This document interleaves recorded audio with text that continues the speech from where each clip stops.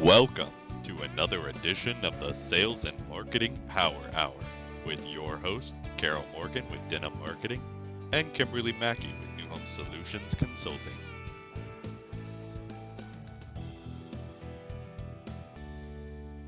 All right. Well, we have a lot to cover today, and it looks like more. Well, yeah, more are coming in. So keep that chat fired up. Thanks, Holly. Trick or treat. So the Trick or question, treat. Holly, is it are you a trick or are you a treat? That's the real question. Depends. She could be both. Holly could be. Holly has the energy to be both at the same time. So See, she says all of the above. great. So keep it going, on topic, off topic. We don't care. Just keep the chat going. We love it. All right. Well, I do have the slide up with our quote that we always kick things off. So, hey, Amy, good to see you too. Nice to see you. Yeah, we haven't seen you in a while. The future of AI is not about replacing humans. I question that, but Brian's here. He's going to challenge us with that. It's about augmenting human capabilities. And I do agree that that's where AI is now. And that is from Sundar. And I am not going to butcher his last name live on video.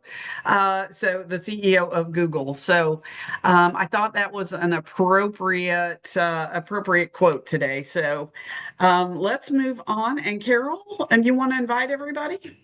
Yeah. So if you have been joining us here on our Sales and Marketing Power Hour webinars, but aren't yet on our Sales and Marketing Power Hour Facebook page, we'd love for you to join us there. It actually might be a Facebook group. So join our group, start conversations, engage in the conversations that are started. It's a fantastic place to hang out in between our Sales and Marketing Power Hours. So we hope to see you there. So, all right. And when you join, talk. It's okay to talk in this group. It's okay to ask questions. It's okay to do all the things. All the things. It's not just about us talking. So it's definitely, and asking you guys. So definitely join in. All right. Keep it going, Carol. All right. So most of you know who I am, Carol Morgan, founder and president of Denim Marketing. Our goal is to market with intent. We don't want to have any random acts of marketing or random strategies. So if you're looking for, and it seems like everybody right now is looking for traffic driving strategies, we have some cool tools. Give me a shout. Let me know what we can do to help you. Back to you, Kimberly. Back to me. All right. For those of you who don't know me, my name is Kimberly Mackey. My company is New Home Solutions, and I am a sales and marketing management consultant. So I'm who you call when you want sales to be the engine that drives your train rather than what runs it off the tracks. So I do immersion consulting. I also do training and speaking, but I'll go in and examine your processes and your procedures to make sure that you have consistent, predictable, and profitable sales. So if you are suffering from consistent, predictable, or profitable, give me a shout. So, and then here's the way to get a hold of all of us or the two of us. And then Brian, we're going to let you take it away. Thank you, Kimberly. Thank you, Carol. Appreciate the invitation to join you today. As I mentioned, my name is Brian Kernahan. I'm the Chief Revenue Officer at Lumen.ai. Lumen.ai is a company that's been around for 6 years, and I've been there since the beginning. I was at a conference a couple of months ago, and someone said, "Oh, so you just slapped AI on your name? Just jump on the bandwagon?" It's like, no, we were founded as an AI first and native AI company. So as I mentioned, I've had the pleasure of working in AI for 6 years, and before that, I was in enterprise software with Toshiba and Microsoft, and then in the startup world. I really enjoyed bringing new technologies to market, and being on the leading edge of AI has given me the opportunity to again participate in the leading edge of technology deployment. So, well, and we appreciate you being here. I got the opportunity to meet Brian and work with him at the 2 weeks. 2 weeks has it been? 2 weeks ago, yeah. Wow, 2 weeks ago Home Builder Digital Marketing Summit, where Lumen actually sponsored the leadership track, and he gave a fantastic presentation with our really engaged group of participants in that with that track, and really appreciated it. And getting to know him before that, Carol and I were like, "Ooh, this is pretty cool stuff. We need to." Yeah, it's good We stuff. definitely need to talk about this. Before we do that, I want to address that I did just remove, I don't know who, so somebody gave you a link that an AI assistant. I have removed that AI assistant from this group. So please don't click on that link. It's just a ploy to get your information. I don't trust any of that. So please do not click on that. And you will get a copy of the video for any of you who are worried about it. You will definitely get a copy of the video. It's always available on YouTube. It's always available on denimmarketing.com and newhomesolutions.com. So don't worry about it. If you missed something, you missed a note, we will give you plenty of opportunities. So please don't click on any AI link in the chat. So that being said, let's talk about the big elephant in the room, Brian, which is, of course, AI is going to take my job. I mean, even in the past couple of weeks, I've heard of some positions that people are like, "Oh no, the robots are coming," right? So, Yeah. so let's talk They're about here, that. actually. Yeah. Yeah. Yeah. So how we use AI is really important. So we know that AI handles repetitive, time-consuming tasks, so your team can focus on what matters the most to them. And we need to stop asking, who can I replace? But they need to start asking, who can I empower? And when we talk about, empowering, we want people to be successful, and how do we measure that success? So there was a really interesting data point that came out. MIT did a study last month that stated that 95% of AI projects haven't produced any ROI. And the pendulum will swing both ends. AI is going to change everything. Nobody can harness it. How are we knowing it's effective? But that's something that we have to deal with. And with our AI deployments over the last 6 years, we have learned a lot. One of our tenets of our organization is that AI, we won't deploy our technology with our customers to replace people, only to empower them and to help them be more effective at what they were really, really hired to do. I love that. That's fantastic. Well, how do you help your team decide which project to tackle first, or Yeah. what should be replaced? So there's two perspectives that we always consider with our customers. And I'll use the one example because we were just at the Digital Marketing Summit, is how do these customers, handle their inbound digital leads?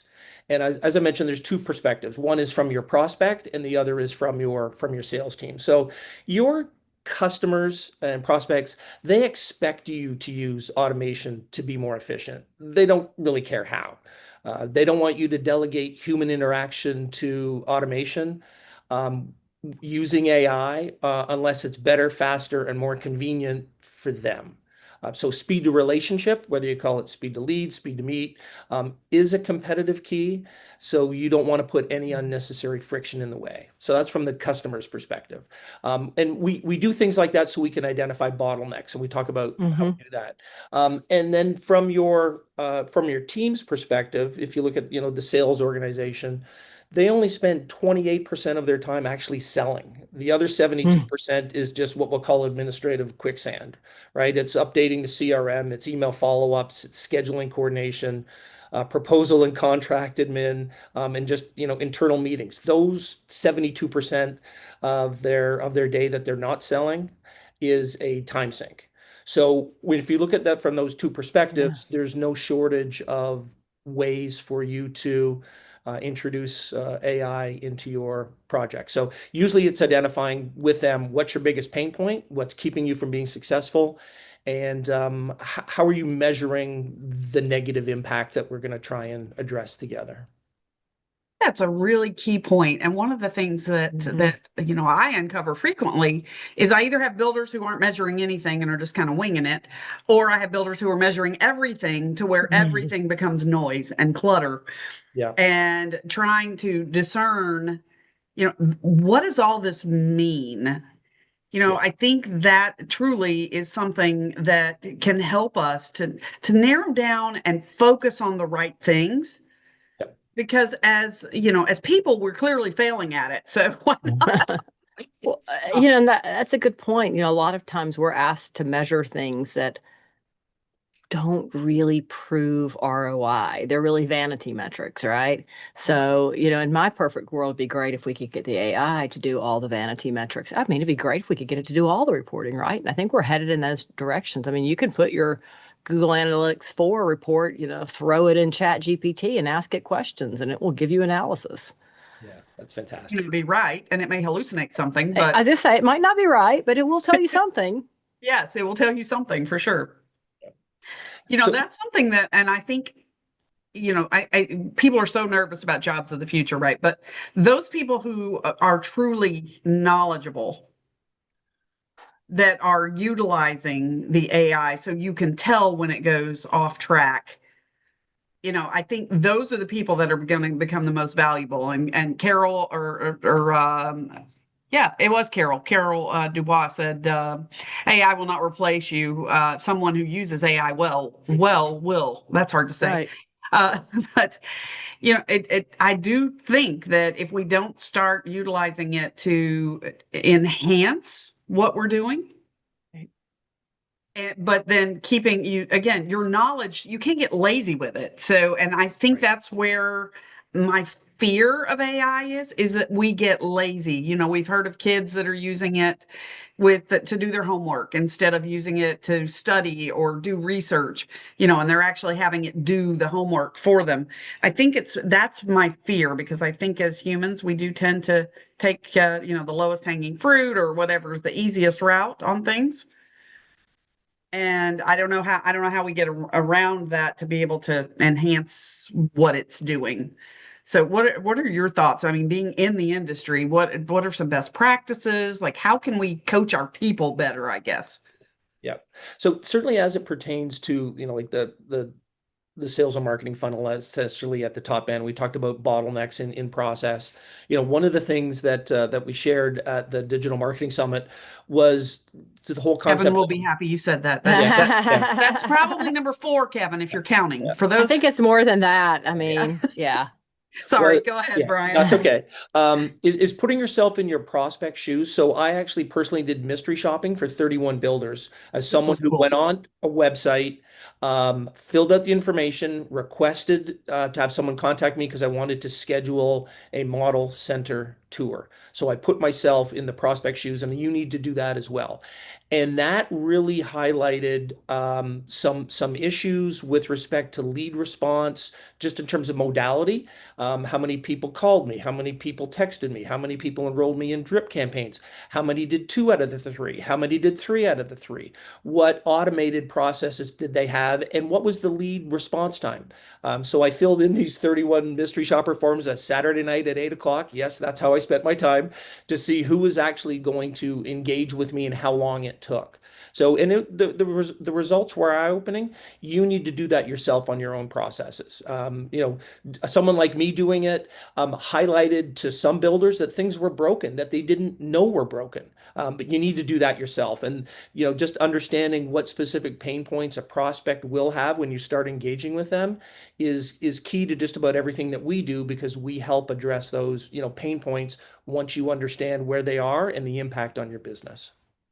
Interesting thing is it varied across builder sizes. So it wasn't, the smaller builders didn't do as well. No, we had a major national builder who actually really came and talked to you and said, wait, what?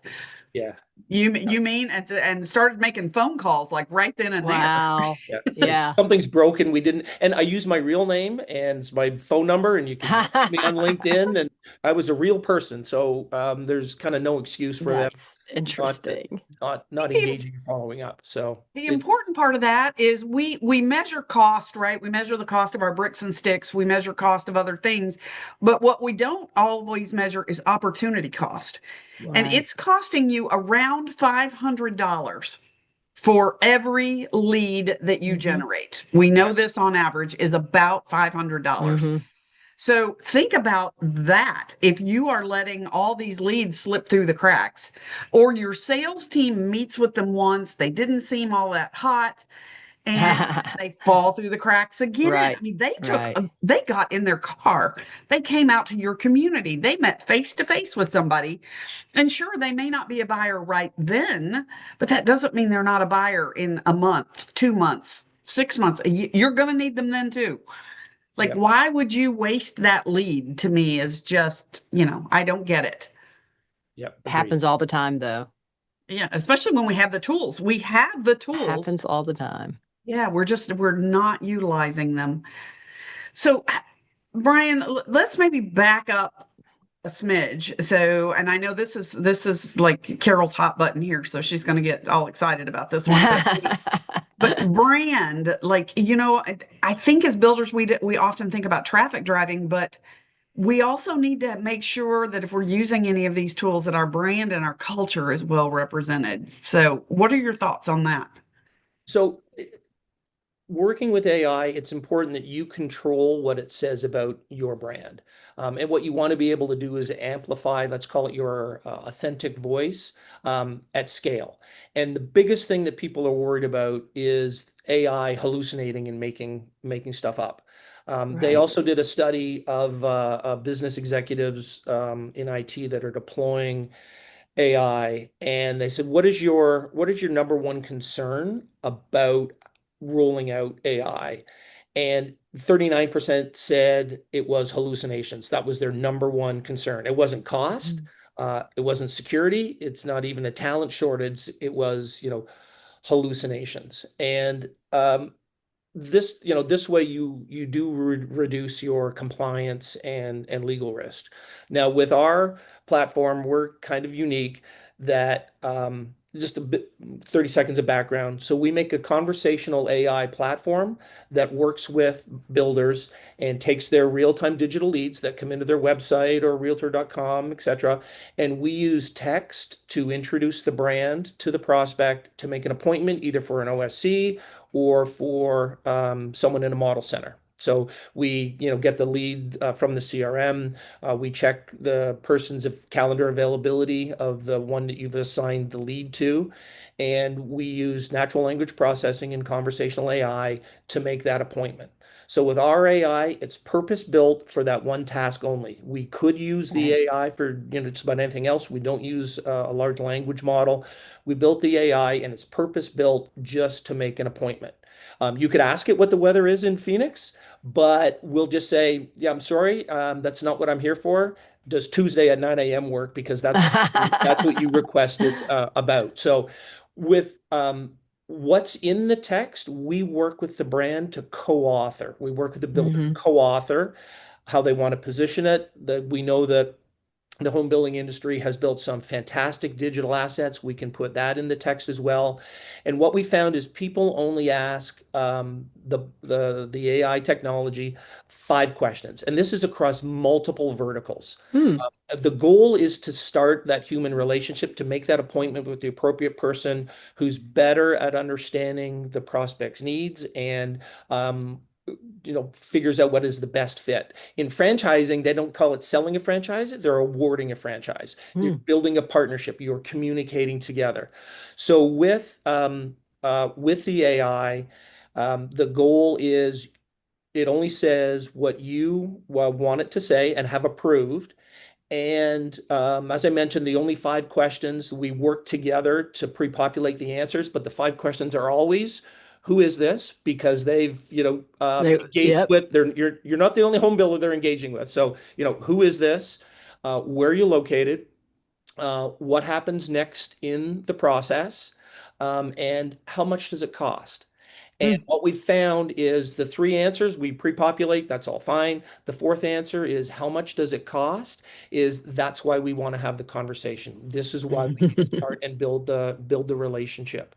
So when you start engaging with ChatGPT and LLMs, and specifically in our use case, make sure that you can understand what the AI is saying about your brand and how it can hallucinate, and protecting yourself against that hallucination.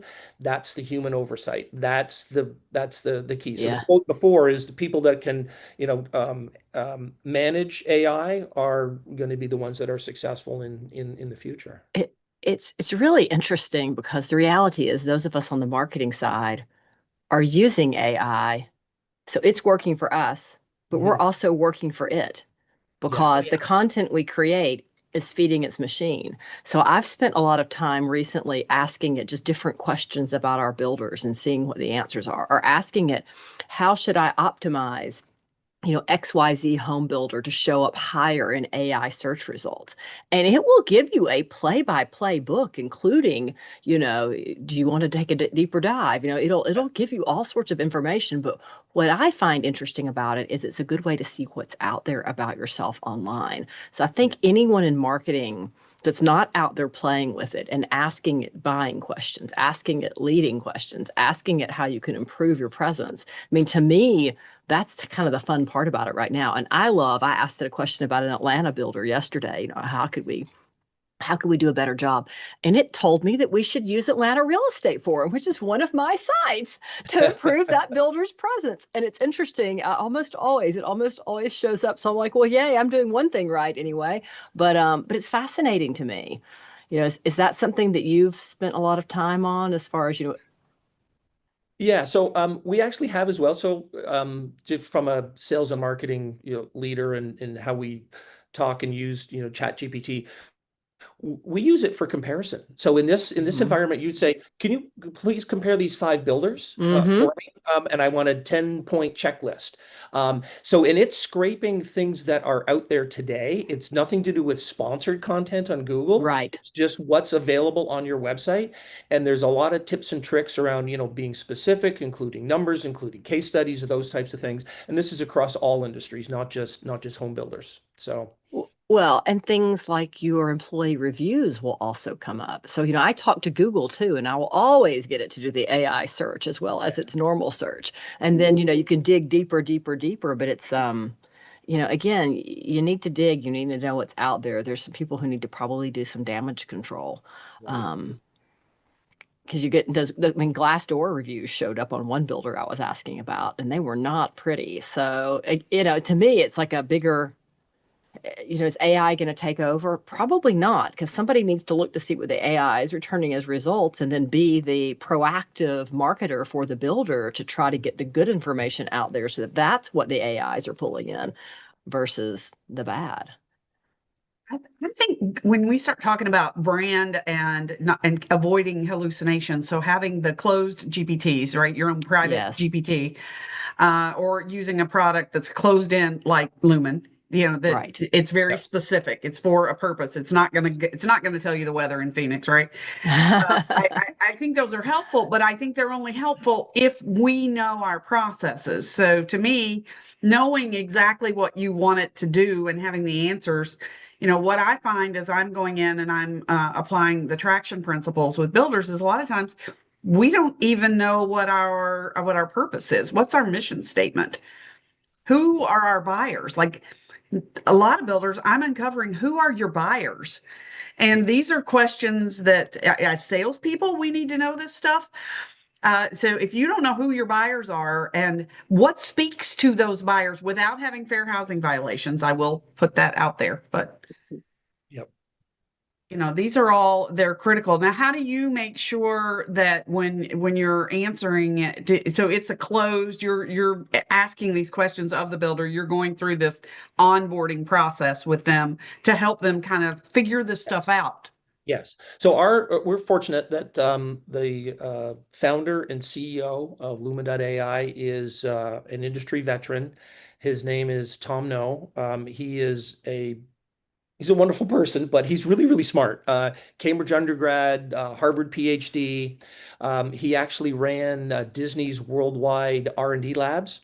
And one of the things that he took away from his time at Disney was just storyboarding how we uh, represent the brand in the bot, because it is a journey, right? So you're introducing yourself and you have to figure out what you're trying to tap into. Is it, depending upon your different brand messaging, is it value? Is it lifestyle? Is it aspirational? Is it based on, cost and ROI and resale? All of those things will come up in the prospect journey. And if, somebody raises their hand immediately and makes an appointment right away. But 2/3 of the appointments we make are within 15 minutes of getting the lead. So those ones, hand raisers, we identified, that's great. If they don't reply right away, we have a re-engagement cadence, and that's all based on that storyboarding. And that's when, we use the white space marketing opportunities in the texting to be able to say, oh, here's a floor plan that is available in this particular model center that you were interested in. Here's, a link to a 30-second video, and it can unfurl right in the SMS texting. And that's all around the different points that you're trying to get across as part of your value proposition as a builder, how we can represent that in text to get people to engage. And we have all kinds of stats around the number of people that did respond, the number of people that opted out. And, we share that back, and that provides insights around what's working and what can work better and what we can tweak, because the platform is highly configurable and it truly is a partnership. So when we do that first brand interview, we do it over about an hour. We go away for, 3 or 4 days. And then we come back with suggestions and recommendations of what, the wording is. And there's certain things that we've learned as the experts in texting to make appointments, and we tie your brand messaging to that. So as an example, when we put in, the re-engagement text after 3 days, we'll say, we know that you were excited. We see that you're from out of town based upon, the zip code that you put in the lead form. And we think maybe we can do a virtual appointment with you. So we'll have the model center rep actually walk around with an iPad and just, a customized virtual tour. So there's all kinds of different things that we can do tied to the brand and the scheduling to kickstart that relationship. Do you, as a best practice, do you encourage your salespeople being the on-sites, the ones who are actually doing the appointments? Do you encourage them to be part of this? And is there that feedback loop so that we can get it to where it's a tool that's very effective for them?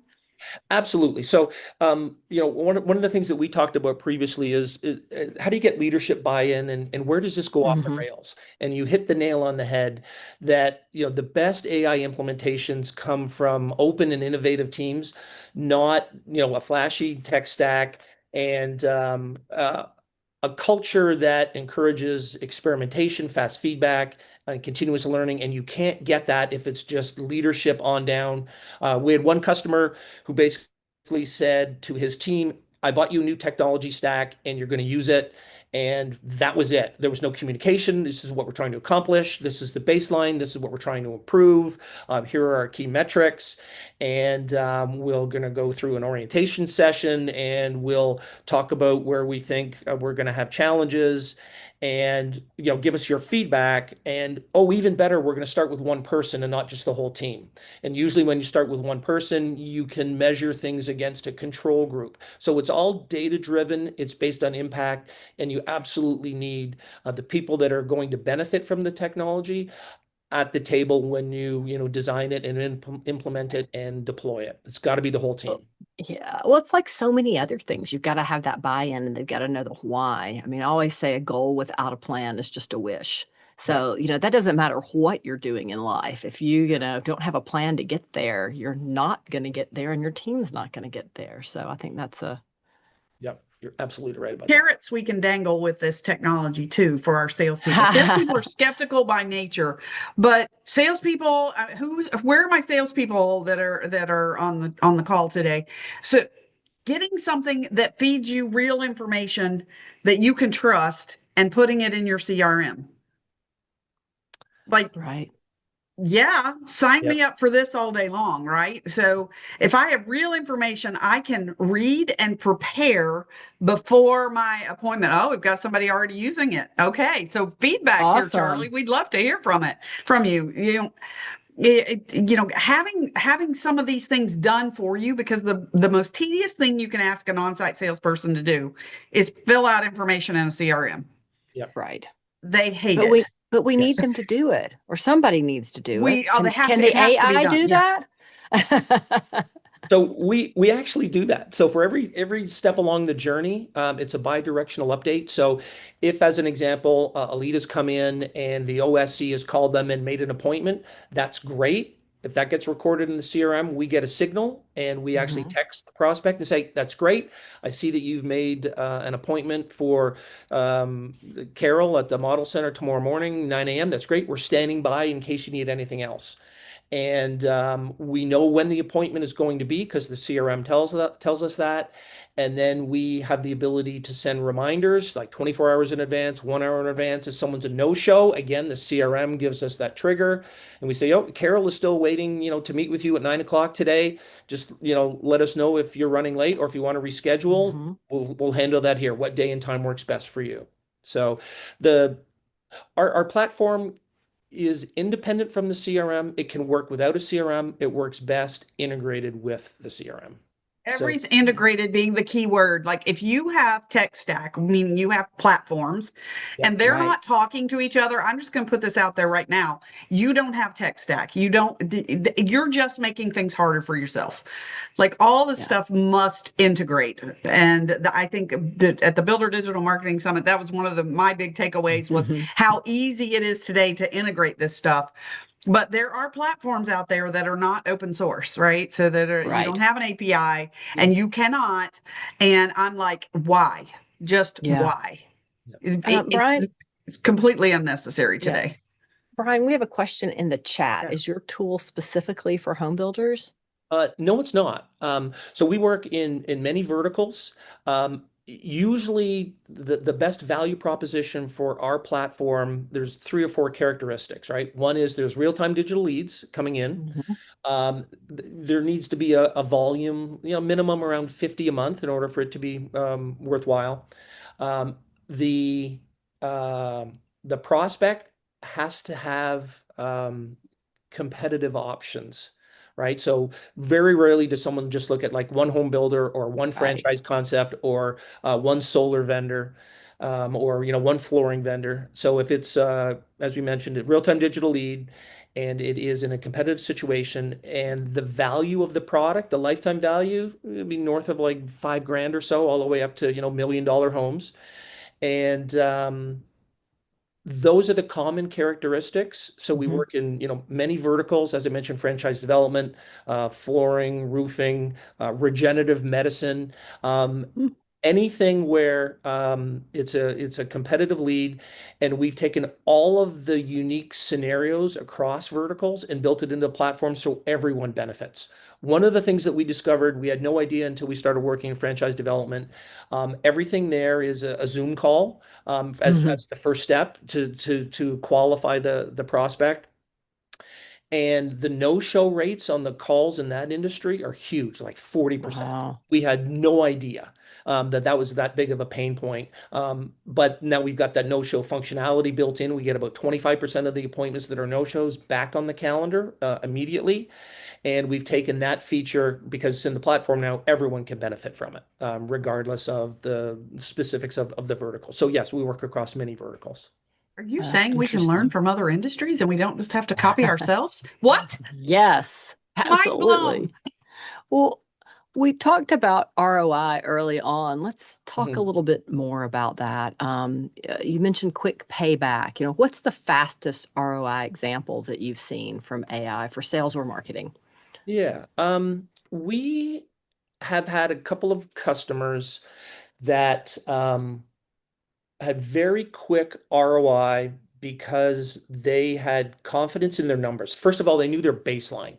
They knew that every lead that came in, their conversion to an appointment within a week was around, 18%. So we added our technology to their stack for one of their reps, and they had 5 just did continuous what they were doing before. One rep, they gave us the probably the most troublesome rep, but their best rep. who had the highest standards. And we See how worked that with works. we worked with that individual, and over a period of 5 weeks, and we improved his conversion rate from the standard 18% to the team to like 27%. Wow. We didn't make all the appointments because we still want people to continue with an omni-channel approach. So if you're calling, continue to call. If you are enrolling an email drip campaign, continue to do that.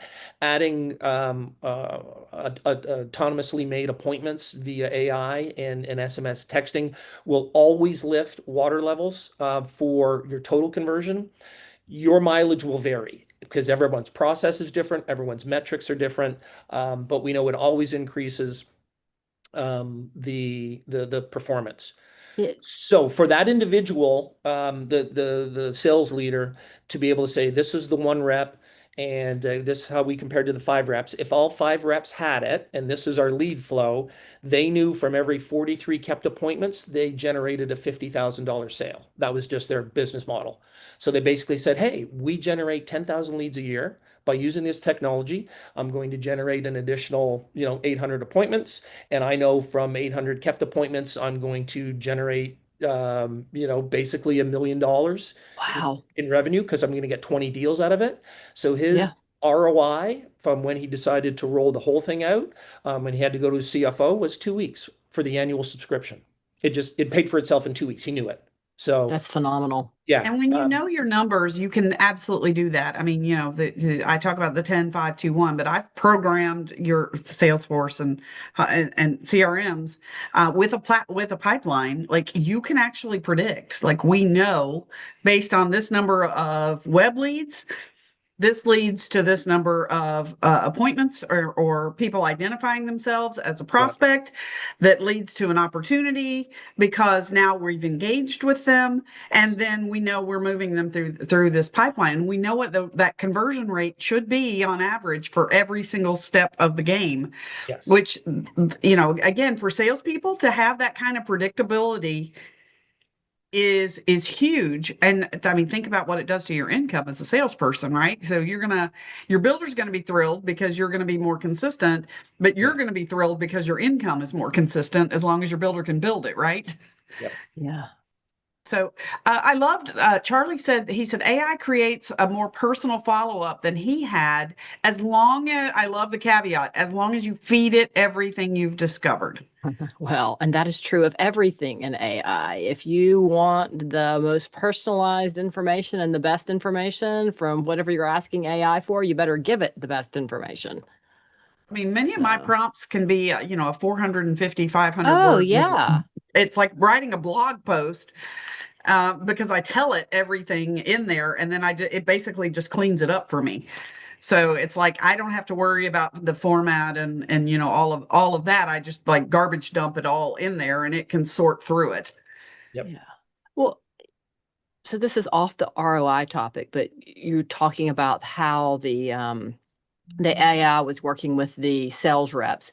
Talk about that handoff. At what point, should those handoffs be from text back to the rep? Or is the rep, you said they were also emailing and doing some things too. Talk a little bit about how that model works. Yeah. It doesn't sound like it's all or nothing. Yeah, correct. So again, we always encourage an omni-channel approach because we don't know which channel prospects will want to engage with. Some people do want to talk on the phone. Some people, when they put in a form, and even though they're acknowledging that, yes, I have to opt in to texting, and that's on the web form, but they'll still put in a landline. So when you talk about what the rep needs to do, obviously we can't text that. But still have landlines? I'm having a little moment there processing that. About 10% people Is that fill out forms with landlines. So the first Oh. thing we do is we know that it's a landline, so we put that back in the CRM. So when the sales rep gets in at 8 o'clock in the morning and it comes up with their priority list, they know that there are certain leads that are landlines that they need to prioritize because we can't reach out to them any other way. So You mean they should actually use a phone to call somebody? Well, that's the only thing they gave was a phone. Oh, Then you got to call. You can't text. So that coordination is all around how the sales rep wants to structure, their day and how they want to approach things. So as I mentioned, the platform is highly configurable. So we'll be able to say, okay, so when we read your calendar to see availability, are you available 8 to 8 to make appointments, or are you available 10 to 4? And do you want to take appointments every day? So once we call them slot specs. Once you give us the slot spec, which is basically the hours on the door of the T-Mobile shop, right? Those are the slot specs. And then if you have an appointment, you were already meeting with somebody from 2 to 4.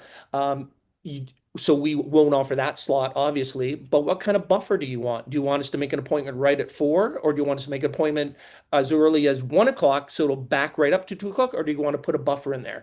And how long do you want the appointments to be? If you're an OSC, maybe you want it 30 minutes. If it's going to be in a model center, maybe you want 2 hours, because you've got the prospect there, a hot prospect. You don't want to let them go, and you don't want to have to worry and rush off to deal with a Zoom call when you've got somebody right in front of you. So understanding how the sales rep wants to work, we set that up in the system, so they also know that we use the CRM as the single source of truth, but we also use the calendar as well. So any prospect, the appointment gets made, obviously it'll show up in the sales rep's calendar because they invited the prospect to the meeting. So we do reminders 24 hours in advance, 1 hour in advance. We can send those via email to the sales rep, text to the sales rep, or a CRM trigger to the sales rep. So we make all of these options available. It's consistent with how they want to work. So this is how AI is supporting them and bringing people to them, specifically around how they want to operate and structure their day. so we know that an appointment versus a walk-in, it results in a 50% more likelihood of actually moving to agreement. Wow, So I had this no is idea. Yeah, appointments so much more. If somebody has an actual date, time, and place, not yeah, sometime on Saturday, yeah, an actual appointment with you, then they're about 50% more likely to convert. So as a salesperson, I'm like, yes, please give me these appointments all day long. Now I will tell you, as a salesperson too, who also more than stacks my day, as I mentioned to you pre-show, like I had to get my protein shake because I am stacked every hour. yeah. Typically, like on my calendar, when you're doing these, you have to figure out how to automate your calendar. So typically mine require a 30-minute buffer because I will overstack, and Yeah, people will overstack my calendar for me now. So it doesn't even have to be me overstacking yeah, it. You have to figure out the rhythm of your day. yes, And this is going to be a challenge for salespeople who maybe aren't even using yeah, apps like Calendly or any of the automated calendar functions yet. Now, if they have an OSC, I would think they're somewhat doing that.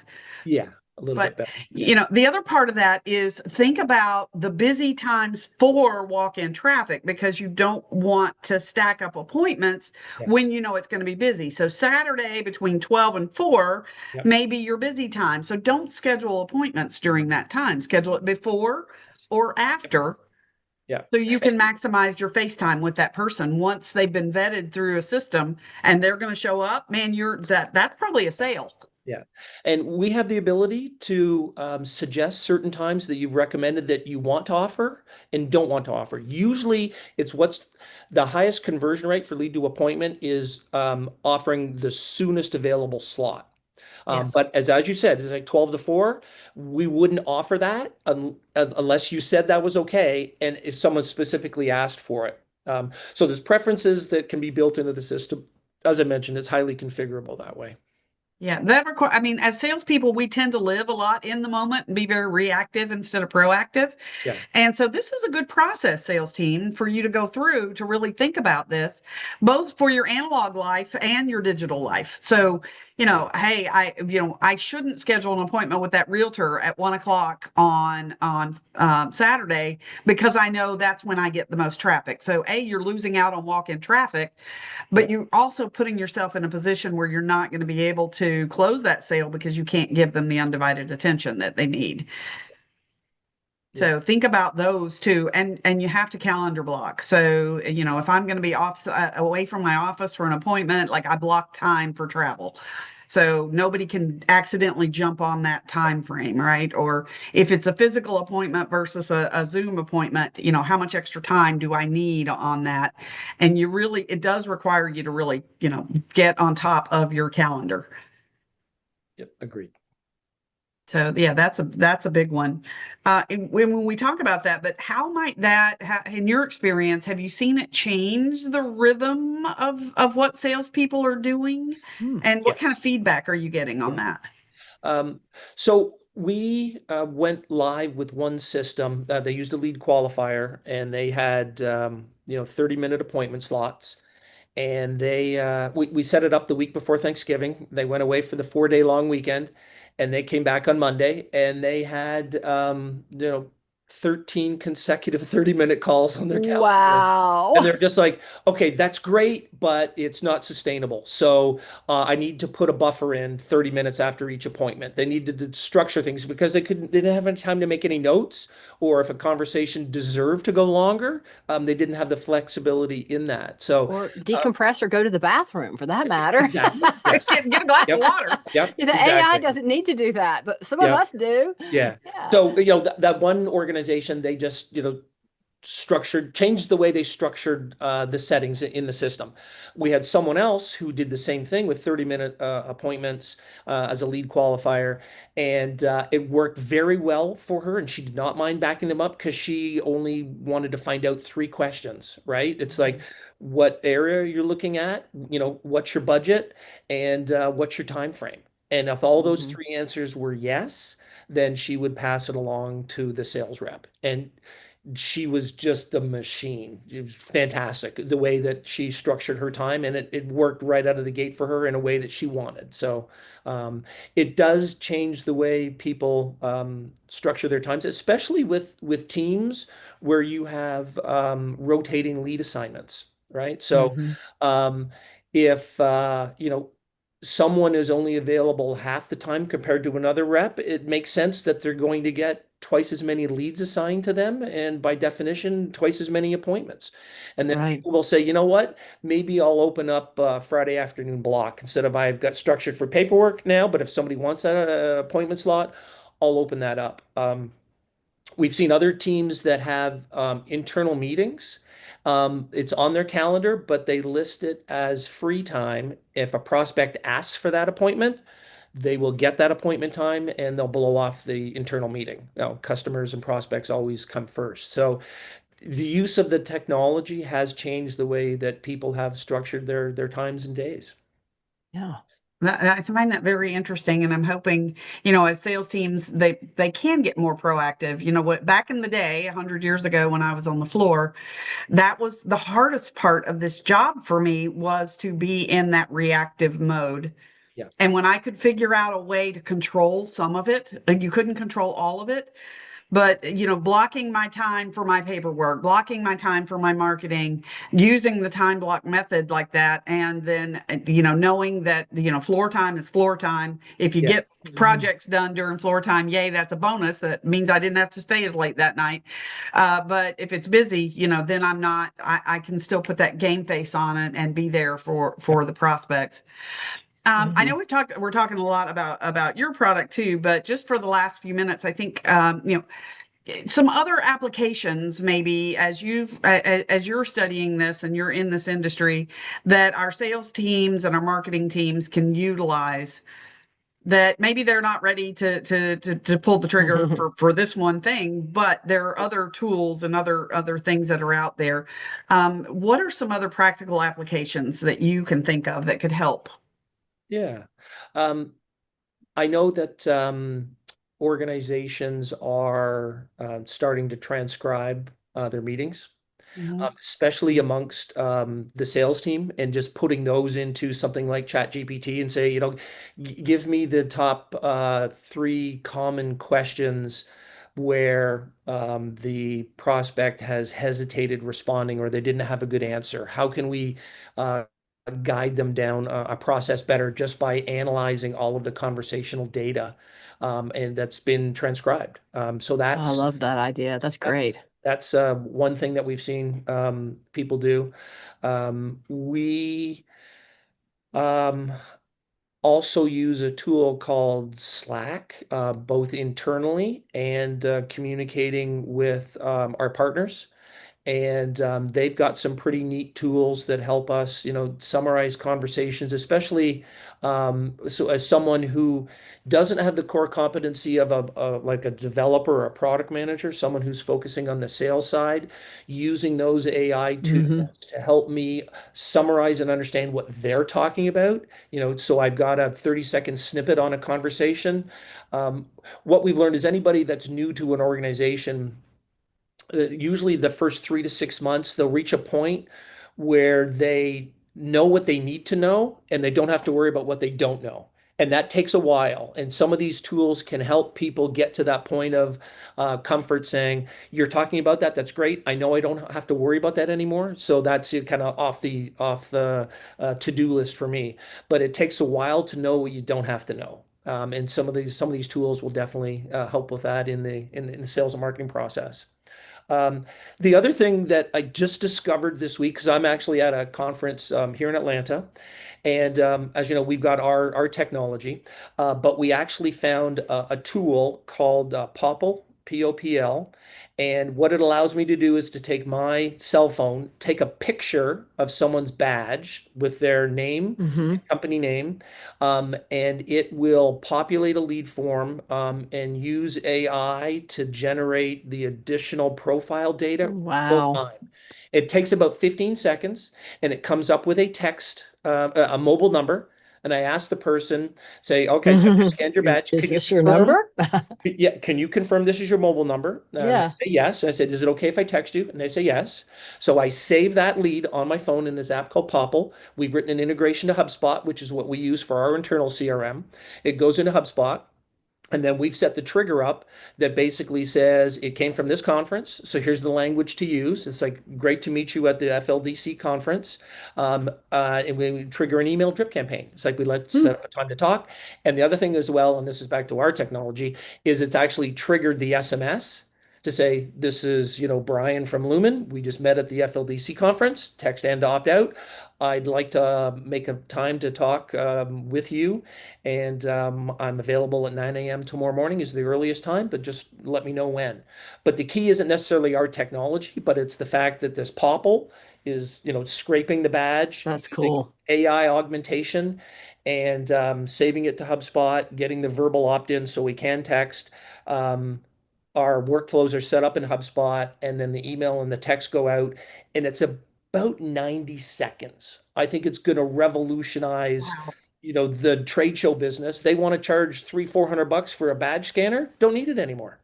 Right. This is how the tech, it's everyone Shh, that I've don't showed tell it them. to at this conference is like, that is so cool. I'm like, it is. And it took us Yeah, a week of tweaking to get it up and running, but it's really exciting. And I've been, as I mentioned, the AI business for 6 years, and this is kind of a game changer for me. that's awesome. I wonder if we'll see any of it at the International Builder Show this year. I'm going to Yeah. be using it. That's for You're sure. going to be using it. There Yeah. you go. Yep.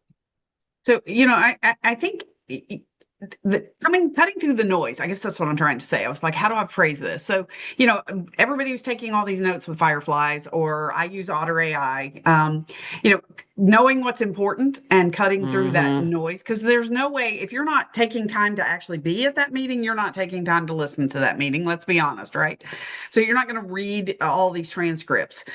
So, how useful is the tool? And I think don't overwhelm yourself Yeah. with unnecessary transcripts and things that you don't need. But like if I'm going out to do a SWOT analysis for a builder with their strengths, weaknesses, opportunities, and threats, then I'm sitting down and doing interviews, like I use the transcription tool on Otter, and then I Yeah. have it summarized, and then I take that data and I feed it into my platform, right? That is going to spit out. And I even will tell it, I'm like, this is a delivery item. This is an important point. Like I speak to the AI as I'm recording the transcript. Right. So Right. it will That's actually remind me in the summary, and it goes back with the summary, and it's going to go, okay, you need to do this. They said they were going to do this. This was the date. Like, it gives me those very specific things, and then copying those and putting them in your CRM so yeah. everything is where it needs to be, or having it even better integrate directly into your CRM when available. Mhm. Yep. Yeah. I think Teams does it very well, pretty naturally, which is interesting. It'll give you a summary afterwards and it'll give you a list of to-dos, and they're usually pretty spot on. So I've been pretty impressed. But yeah, I think giving it those tips like you do, this is important. Remember Yeah. this is an action item, helps it to stay focused too. If you were going to have somebody take notes at a meeting, like you would like speak to that person to go make sure that we capture Yeah. this, right? You would. Right, So to right, right. me, I speak to the AI as if I'm speaking to an actual assistant. I think the other part of this is, like with using a platform like Lumen, capturing all this data and having it in the CRM, and then personalizing your follow up from that. So taking that information, like Charlie was saying, Mhm. and really personalizing, because following up, oh, I'm just checking in. I'm just checking in. No, stop checking in. Nobody wants to be checked in on unless they just had Mhm. surgery, right? So, the follow up is a very specific. When we were together, you asked me blank. Mhm. I've done some research for you, and here's what I found. Give me a call. Don't give it. Give Yeah. me a call, or when is a good time for us to speak so I can go over this information with you. We want to just like dump everything out there. And I think doing things like this will help remind you of that better way of utilizing it. So, again, the hybrid version, as Carol calls it, the hybrid human plus machine. Mhm.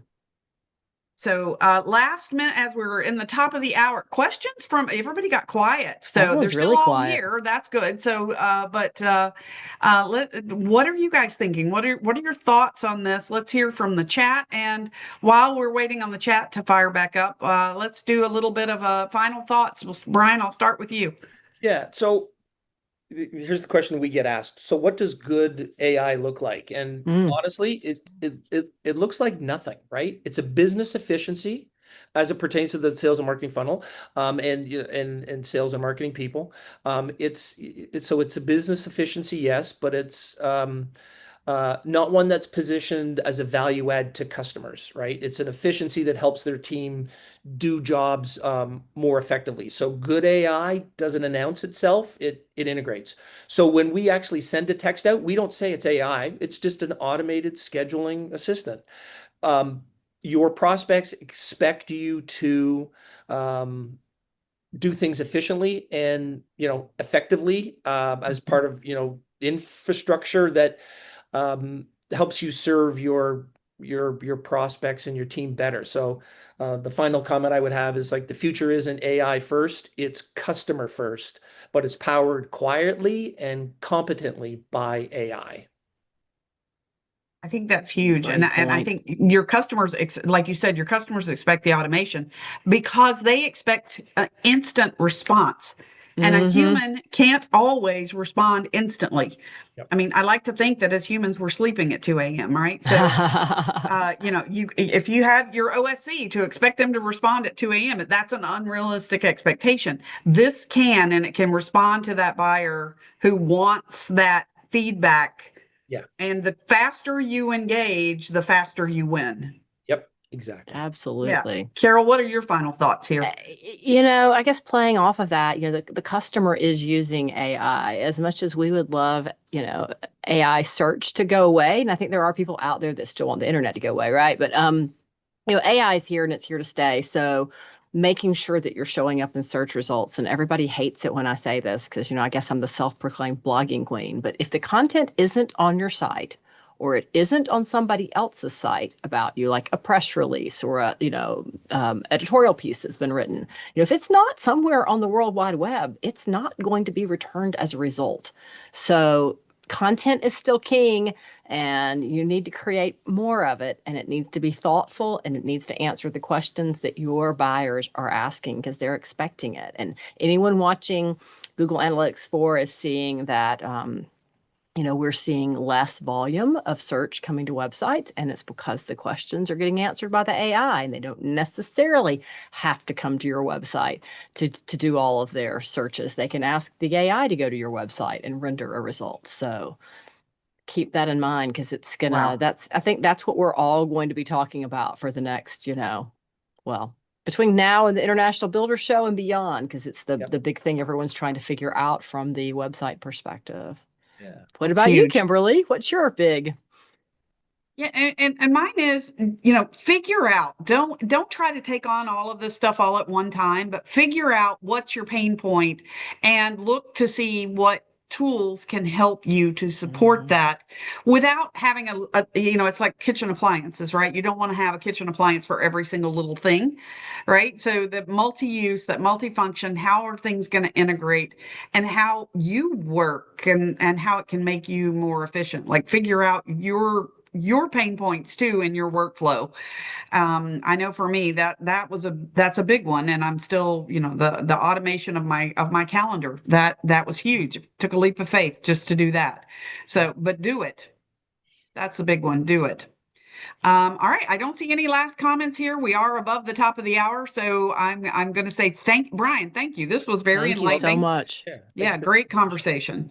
So, and of course, I will get the recording out. Give me a week or so, but I'll get the recording out to everybody. Everybody take care. Thank you. All right. Bye now.